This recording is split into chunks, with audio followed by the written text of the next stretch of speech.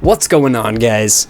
The Wii U modding scene has been growing a lot recently, and let's be honest, if you want to have access to Red NAND or you want to have really any access to custom firmware, you're going to have to mess around with dumping your firmware.img, which is a file that actually requires you to have double your Wii U's internal memory, so 64 gigabytes, if you want to obtain your firmware.img. But you guys, that's all changing right now. The future of Wii U modding is moving forward thanks to one developer named Dimok. Now, of course, there has been a lot of different work from a lot of different developers to get the scene to the point where it's at right now, but developer Dimok has been developing an application that allows you to basically run custom firmware without having to have the firmware.img or have to go through any big hassle to get to the land of custom firmware.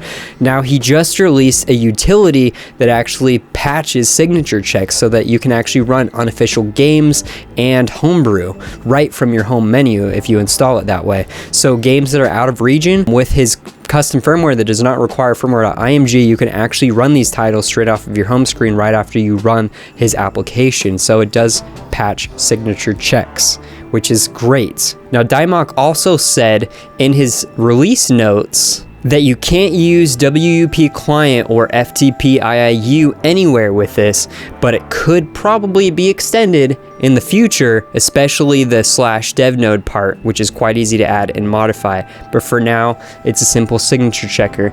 Now, not even a week later, Dimok has something new to show the community. It is an extended version of a signature patch checker that actually pretty much covers all the points that an actual custom firmware covers. One of the big things that iOS U-Hacks could do was run a server in the background that you could push commands from your computer to your Wii U and modify stuff on the fly, which there's been already big hacks involving the virtual Wii that use this process. But of course that requires, again, the firmware.img file, which of course requires a 64 gigabyte SD card to be able to even get started with it. The whole entry point to be able to get into custom firmware has now been lowered from this high bar down to a lower point where a lot of people can actually do this with no hassle. So not even a week later, Dimok has a new update for his program. He says, I've written something new. It's a full-featured iOS U-Hacks custom firmware-like thing with WUP server /dev iOS U-Hacks node, all the signatures, check patches, and a full OS reload, which makes it a clean firmware again. The difference is it does not require firmware.img on your SD card or anywhere